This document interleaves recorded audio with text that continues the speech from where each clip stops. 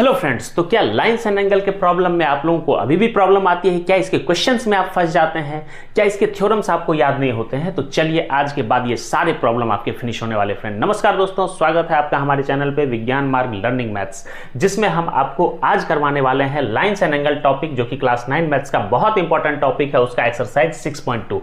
इस एक्सरसाइज में हम सारे क्वेश्चन एनसीईआरटी के आपके सामने सॉल्व करने वाले हैं। फ्रेंड तो बने रहिएगा वीडियो के अंत तक और चलते हैं पहले क्वेश्चन को देखते हैं। फ्रेंड पहला क्वेश्चन कह रहा है friend, if AB is parallel to CD, CD is parallel to EF and angle Y is to Z equals to 3:7, find X। ठीक है फ्रेंड, तो AB CD EF क्या है? पैरेलल है। AB line, CD line, EF line, ये तीनों line आपस में पैरेलल है। Friend Y is to Z है 3:7, Y यहां है, Z यहां है, तो रिलेशन यहां पे आपको मेंटेन बताना पड़ेगा कि कौन से रिलेशन Y और Z में बन रहे हैं, लेकिन इनके एंगल का रेशियो दे रखा है 3:7। ठीक है फ्रेंड, तो फाइंड X। तो चलिए, हमने देखा कि CD लाइन को इंटरसेक्ट कर रही है ये ट्रांसवर्सल लाइन। ठीक है, तो CD को जब इंटरसेक्ट कर रही है तो इसके साथ ही यहां पे एक कोई एंगल बनेगा जो कि वर्टिकली अपोजिट होगा Y के। ठीक है, तो Y के वर्टिकली अपोजिट एंगल, जैसे मान के चलिए कि हम इसको नाम देते हैं M। ठीक है फ्रेंड, तो हम बोलेंगे सॉल्यूशन, हम बोलेंगे एंगल सिंस CD एंड इसको भी नाम देते हैं फ्रेंड Z। ठीक है, since CD and line Z, ठीक है, इंटरसेक्ट ईच अदर, तो क्या होगा? Angle Y equals to angle M होगा फ्रेंड। क्यों? क्योंकि ये वर्टिकली अपोजिट एंगल है। ठीक है फ्रेंड, तो ये हो गया vertically opposite angle Y equals to angle M। अब फ्रेंड M और Z को अगर आप देखेंगे तो कंजुगेटिव इंटीरियर एंगल है, तो कंजुगेटिव इंटीरियर एंगल का सम होता है 180 डिग्री। तो हम क्या बोलेंगे? Angle M plus angle Z equals to 180 degree. क्यों? क्योंकि कंजुगेटिव इंटीरियर एंगल है। ठीक है, इस टाइप से हम लोग लिख लेते हैं। तो M के बदले क्या डालेंगे फ्रेंड? Y डालेंगे प्लस एंगल Z डालेंगे इक्वल्स टू 180 डिग्री। ठीक है, अब Y और Z आपको क्या है? रेशियो के फॉर्म में दे रखा है फ्रेंड। ठीक है, तो इसको हम क्या करेंगे? रेशियो के फॉर्म में है तो उसी हिसाब से हम लोग लिखेंगे। जैसे P, रेशियो को हम मान लेते हैं P, तो 3P plus 7P equals to 180 degree. ठीक है, तो 10P इक्वल्स टू 180 डिग्री, तो P हो गया फ्रेंड 180/10, यानी रेशियो हमें पता चल गया कि 18 है। रेशियो जब 18 है तो हम यहां से ये दोनों एंगल निकाल लेंगे, तो एंगल Y कितना हो जाएगा फ्रेंड? तो एंगल Y हो जाएगा आपके पास 3 है ना, तो 3 इंटू P, तो P आया 18, 3 इंटू 18 मतलब 54 डिग्री। ऐसे ही एंगल Z भी निकल जाएगा अपने पास। Z कितना है? 7P, तो 7P आया 18 यानी 126 डिग्री। ठीक है फ्रेंड, अब Z हमें पता चल गया और हमें Y पता चल गया। हमें पूछ रहा है कि X कितना होगा फ्रेंड। तो चलिए, Y हमारे पास है और X और Y आपस में क्या है? कंजुगेटिव इंटीरियर एंगल है। तो angle X plus angle Y equals to 180 degree. Friend अब Y आपको पता चल गया है। Y कितना है? Y है आपके पास 54, तो angle X plus 54 equals to 180 degree, इसीलिए angle X equals to 180 minus 54 equals to 10 minus 4 6, 7 minus 5 2 1, 126 degree. तो फ्रेंड इस क्वेश्चन का हमने आंसर निकाल लिया 126 डिग्री। तो फ्रेंड इस क्वेश्चन को आपने देखा, हमने क्या किया? हमने रिलेशन बताया क्या कि जब इंटरसेक्ट हुआ तो यहां कौन से रिलेशन बन रहे? तो वर्टिकली अपोजिट एंगल। फिर हमने कंजुगेटिव इंटीरियर एंगल का कंसेप्ट लगा करके ऐसे सवाल को हमने सॉल्व कर दिया। चलते हैं क्वेश्चन नंबर 2 की तरफ। फ्रेंड अगला क्वेश्चन अपने पास, if AB is parallel to CD, ये AB ये लाइन है और CD ये लाइन है, आपस में पैरेलल है। EF is perpendicular to CD, EF perpendicular है इस CD लाइन के ऊपर। एंगल GED दे रखा है 126 डिग्री, तो GED अपने पास है 126 डिग्री, ये GED। ठीक है, तो ये है 126 डिग्री। ठीक है फ्रेंड, तो कह रहा फाइंड AGE, एंगल AGE कौन सा है? AGE मतलब ये एंगल आपको बताना है, ये कितना है? ठीक है। उसके बाद जीईएफ, जीईएफ ये एंगल बताना है कि कितना है। उसके बाद बताना है एफजीई, तो एफ ये है, जी है, ये ई है, तो एफजीई मतलब ये बताना है कितना है फ्रेंड। तो चलिए बहुत सिंपल है, इसको हम लोग करते हैं। तो सबसे पहले हम लोग देखते हैं कि आपको पूछ रहा है एजीई, तो एजीई कितना होगा फ्रेंड। अगर आप देखेंगे ये दो लाइन पैरेलल है, यानी solution line A B is parallel to CD and a transversal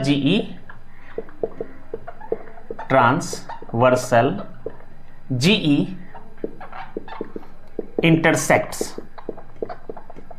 AB at G and CD at E ठीक है। तो क्या होगा, तो यहां पे अगर ये दोनों पैरेलल है और ट्रांसवर्सल है जीई, तो क्या होगा, angle AGE equal to angle GED होगा। इसीलिए angle AGE equal to angle GED, ठीक है। Interior angle, interior alternate angle, ठीक है फ्रेंड। ये एंगल यहां पे बन रहा है, हमने यहां मेंशन कर दिया। तो फ्रेंड आपके पास जीईडी दे रखा है कितना, जीईडी 126 डिग्री, तो एजीई कितना हो जाएगा, इसीलिए angle AGE equals to 126 degree, ठीक है। तो हमने एजीई निकाल लिया।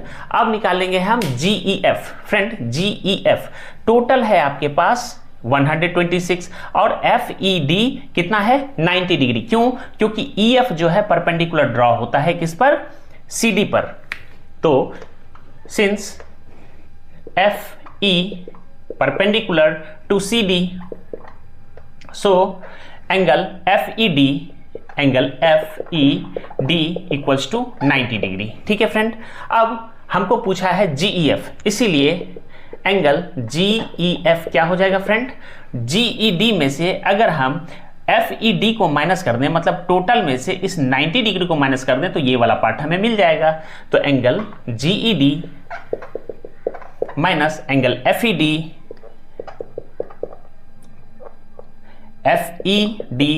तो कितना हो जाएगा फ्रेंड, तो GED है आपके पास 126 माइनस FED है आपके पास 90 डिग्री, तो हम माइनस कर देंगे 6 और 3, तो 36 डिग्री निकल गया GEF, ठीक है। अब चलते हैं एंगल FGE की तरफ। FGE तो आप देखेंगे कि AB लाइन पर, ठीक है, GE क्या है, लाइन एक्सटेंड, एक रे एक्सटेंड कर रही है, तो क्या होगा, जो आपका एडजेसेंट एंगल है उनका सम हो जाएगा 180 डिग्री, ठीक है। तो हम लिखेंगे on line AB, line AB GE is a ray stand on it, तो क्या होगा, angle AGE plus angle FGE equals to 180 degree. इसको लिखते हैं एडजेसेंट एंगल, ठीक है फ्रेंड। ये हो गया एडजेसेंट एंगल। तो AGE आपको निकालना है, सॉरी AGE आपके पास 126 है, प्लस आपको निकालना है FGE ये एंगल निकालना है, तो एंगल FGE को ऐसे ही छोड़ दो इक्वल्स टू 180 डिग्री। तो एंगल FGE कितना हो जाएगा, 180 माइनस 126, तो 10 माइनस 6 4, 7 माइनस 2 5, तो 54 डिग्री। ये आपका आंसर आ गया फ्रेंड। तो इस तरीके से हमने दो क्वेश्चन को सॉल्व किया। चलते हैं अगले क्वेश्चन की तरफ। फ्रेंड अगला क्वेश्चन आपके सामने, क्वेश्चन नंबर 3 कह रहा है if PQ is parallel to ST, तो PQ एक लाइन है जो ST के पैरेलल में है। अब एंगल PQR आपको दे रखा 110, PQR ये एंगल है आपके पास 110 degree, RST equals to 130 degree, RST equals to 130 degree. तो फाइंड QRS कहने का मतलब आपको एंगल पूछा जा रहा है कि ये QRS एंगल कितना है, ये एंगल कितना है फ्रेंड। देखिए फोटो देख करके आप लोग घबरा जाइएगा, घबराने की जरूरत बिल्कुल भी नहीं है फ्रेंड, क्योंकि हम इसको बहुत आसान तरीके से आपके सामने अभी सॉल्व कर देंगे। तो जो लाइन छोटी दिख रही है बस इसको आप एक्सटेंड कर दीजिए, ठीक है। PQ को हम क्या करेंगे, ठीक है, और इसका नाम दे दिया हमने W, ठीक है। ऐसे ही नीचे आपका जहां पे पॉइंट टच हो रहा है, ये भी एक पैरेलल लाइन इस पॉइंट से हम ड्रॉ कर देते हैं, ठीक है, XV, ठीक है, हमने ये नाम दे दिया XV। सबसे पहले हमने क्या किया, PQ को एक्सटेंड किया W तक, फिर जो जहां पे QRS यानी R पॉइंट था, तो R पॉइंट से हमने एक पैरेलल ड्रॉ कर दिया। तो अब क्या हो गया, PW, ST एंड QB ये सभी क्या है, आपस में पैरेलल हो गए फ्रेंड, ठीक है। तो हम लिख देते हैं V extend PQ to W and draw a parallel line XV from point R,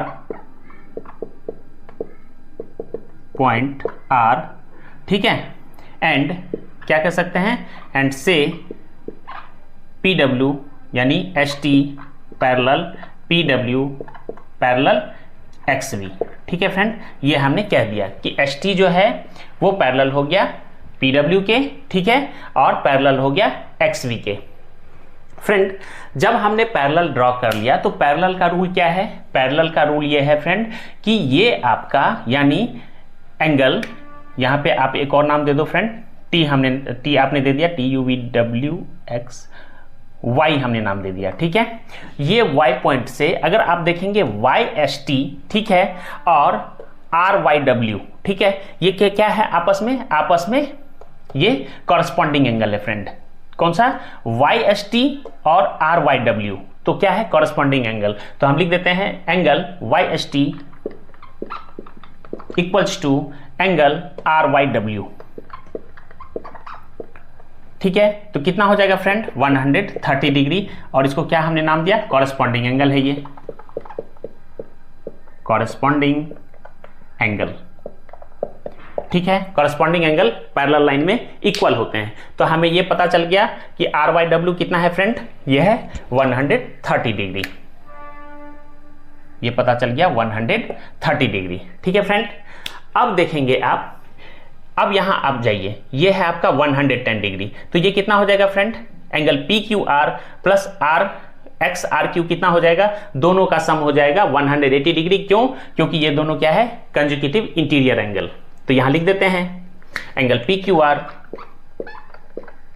plus angle XRQ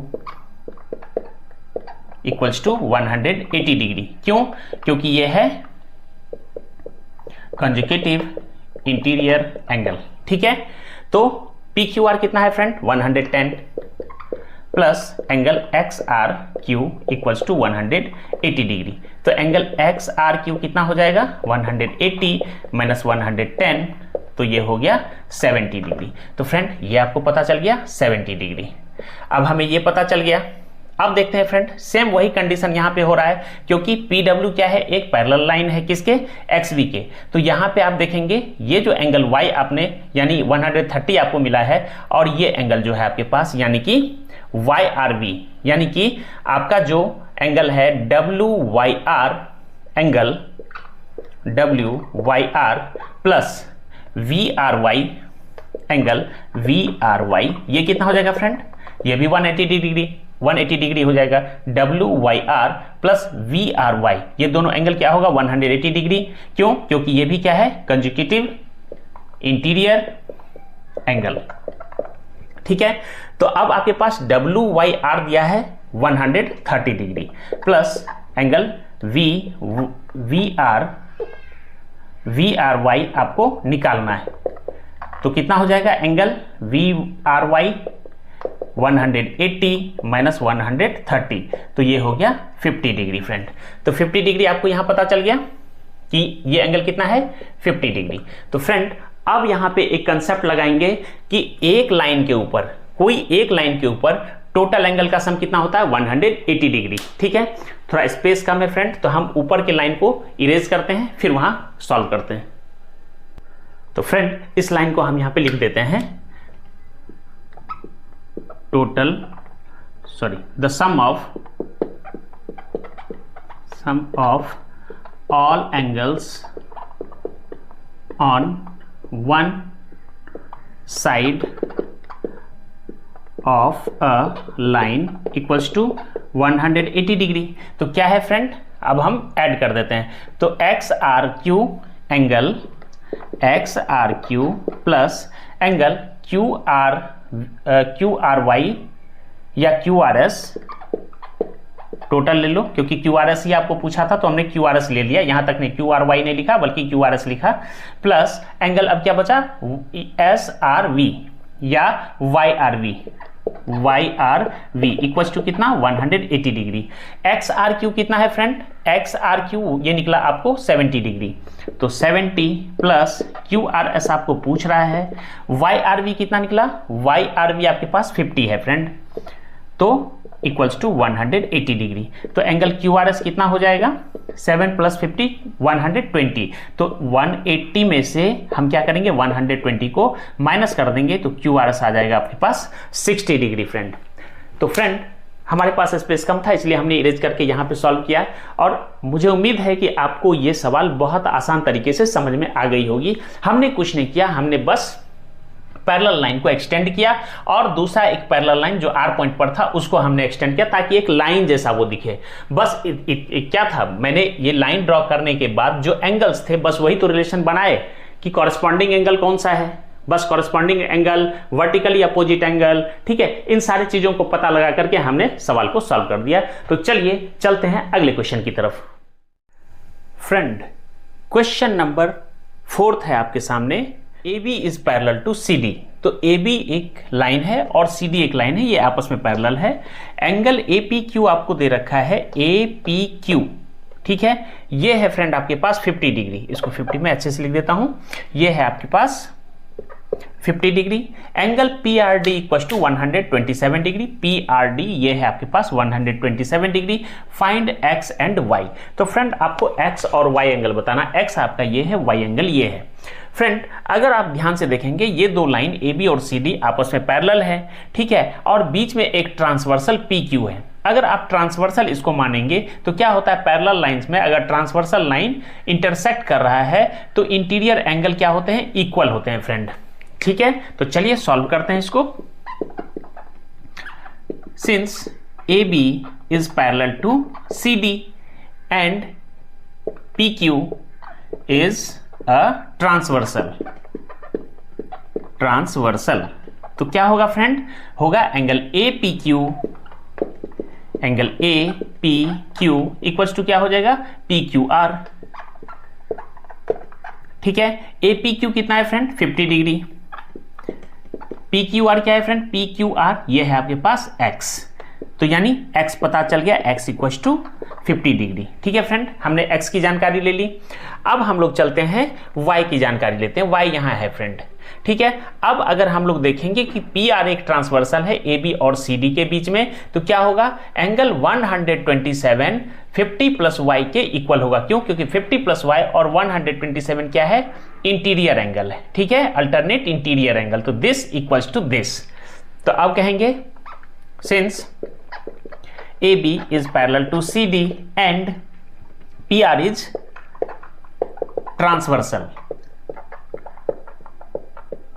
transversal line, तो क्या होगा फ्रेंड, एंगल APQ प्लस या एंगल APR पूरा ही बोलेंगे, APR equals to angle PRD, ठीक है फ्रेंड। PRD कितना है 127 डिग्री, तो इक्वल्स टू 127 डिग्री। APR कितना है फ्रेंड, APR यानी ये पूरा एंगल बोलना है तो 50 प्लस Y, ठीक है फ्रेंड। तो Y कितना हो जाएगा 127 माइनस 50, तो हो गया 7, 12 माइनस 5 7, तो 77 डिग्री। तो हमने क्या निकाला, X equals to 50 degree and Y equals to 77 degree. तो ये हमारा X और Y दोनों निकल गया फ्रेंड। चलते हैं अगले क्वेश्चन की तरफ। फ्रेंड इस टॉपिक का सबसे लास्ट सवाल अब आपके सामने प्रेजेंट है और इस सवाल में आपको कहा गया है कि PQ and RS are two mirrors, दो मिरर दिए गए हैं PQ एंड RS, इन दोनों को पैरेलल ही आपको अरेंज करके दिया गया है, two mirrors placed parallel to each other, एक दूसरे के पैरेलल है। अब क्या है कि एक ray A B strike the mirror P Q, एक रे जाता है जो पी क्यू पर गिरता है, ठीक है, इस पी क्यू मिरर पर एक रे जाता है, तो क्या होगा, अब क्या होता है, रे गिरने के बाद मिरर पी क्यू, ठीक है, एट बी पॉइंट पे, तो पी क्यू कहां जाता है, बी पॉइंट, यानी कि पी क्यू मिरर पे बी पॉइंट पे स्ट्राइक हो रहा है। अब कह रहा है the reflected ray moves along the path BC, अब जो ये है यहां से टकराने के बाद वो क्या होगा, रिफ्लेक्ट होगा, और रिफ्लेक्ट होकर बीसी पाथ पे जाता है, ठीक है, and strike the mirror RS, और वो क्या है, आरएस मिरर पे स्ट्राइक कर रहा है फ्रेंड, आरएस मिरर पे स्ट्राइक कर रहा है, किस पॉइंट पर, सी पॉइंट पे, and again reflects back along CD, और फिर से यहां जाने के बाद रिफ्लेक्ट होकर के CD पाथ पे चली जाती है। Prove that AB is parallel to CD, अब ये जो AB रे है CD के पैरेलल में है, आपको ये प्रूव करना है। AB ये PQ मिरर पे गिर रहा है, फिर उसके बाद यहां से रिफ्लेक्ट होकर के BC पाथ पे जाती है, RS से टकराती है, फिर से ये रिफ्लेक्ट होकर के CD पाथ पे निकल जाती है। फ्रेंड, जब भी इस टाइप के क्वेश्चन आपको लाइन्स एंड एंगल में आए तो आप हमेशा ध्यान रखिए कि रे हमेशा से टकराती है तो एंगल ऑफ इंसिडेंस बनता है, उसके बाद वहां से रिफ्लेक्ट होने के बाद एंगल ऑफ रिफ्लेक्शन बनता है। तो इंसिडेंट और रिफ्लेक्शन, एंगल ऑफ इंसिडेंट और एंगल ऑफ रिफ्लेक्शन क्या होगा, हमेशा इक्वल होता है। तो चलिए हम लोग इसको सॉल्व करते हैं। सॉल्यूशन, एंगल ऑफ, ये ध्यान रखना है, incidence equals to angle of reflection, ये हमेशा ध्यान रखना friend, angle of incidence equal to angle of reflection, ठीक है। अब यहां से हम क्या करते हैं, हम बी पॉइंट से जहां टकराती है और सी पॉइंट से, ठीक है, क्योंकि ये दोनों तो P Q R S parallel है, तो हम क्या करते हैं, यहां से एक परपेंडिकुलर ड्रॉ करते हैं फ्रेंड, ठीक है, हमने यहां से परपेंडिकुलर ड्रॉ किया, ठीक है। ऐसे ही सी पॉइंट से हमने परपेंडिकुलर ड्रॉ किया जो जाकर के बी पॉइंट पे, तो हमने क्या किया, इसका नाम दे दिया BM और इसका नाम दे दिया CN, ठीक है। Let's draw perpendicular from point B to किस पर, परपेंडिकुलर किस पर ड्रॉ किया, PQ, ठीक है। ऐसे ही हमने CN एक परपेंडिकुलर ड्रॉ किया, ड्रॉ परपेंडिकुलर, इसका नाम दे दिया BM, ठीक है, BM जो हमने किया है। फिर नाउ ड्रॉ परपेंडिकुलर कौन सा, CN, ठीक है, टू किस पर, CN किस पर ड्रॉ करेंगे, RS,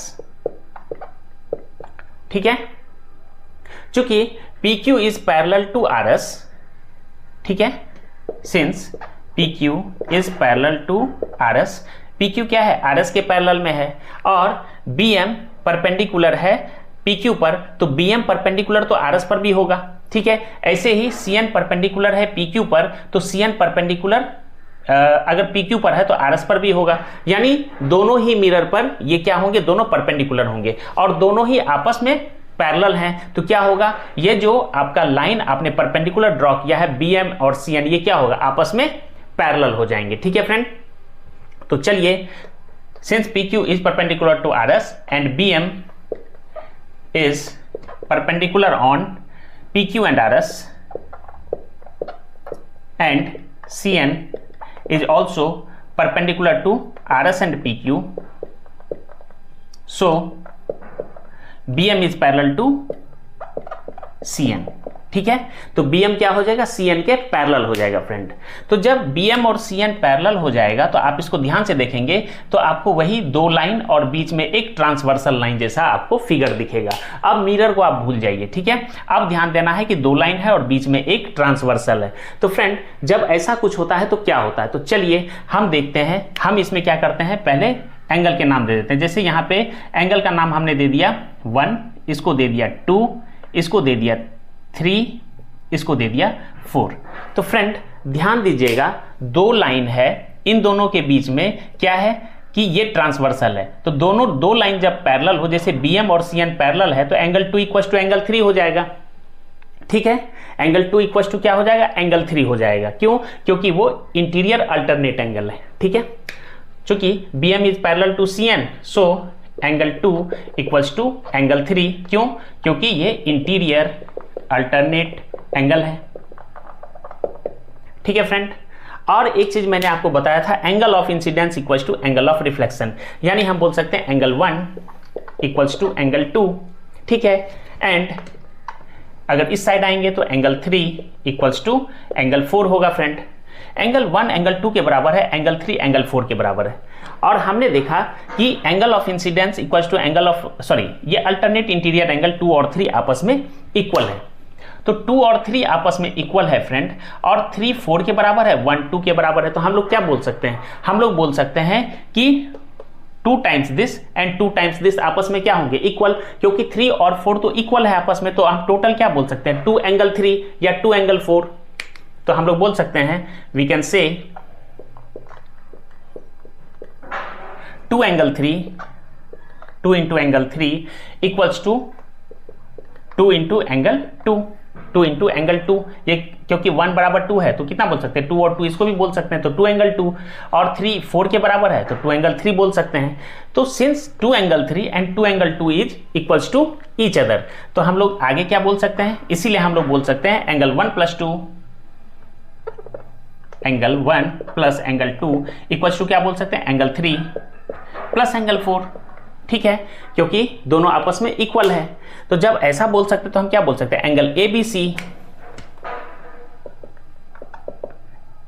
ABC equals to angle BCD। तो ये क्या है, ABC और BCD क्या है, तो ABC ये है और BCD आपका ये है।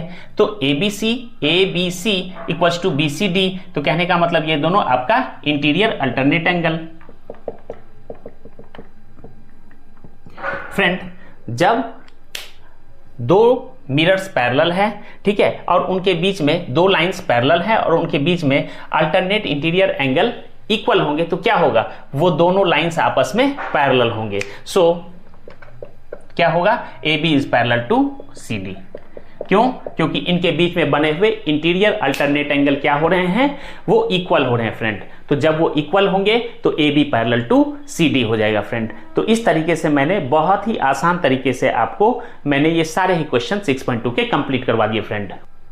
इस तरीके से हमने टोटल 6 पार्ट में हमने लाइंस एंड एंगल्स को फिनिश किया है फ्रेंड।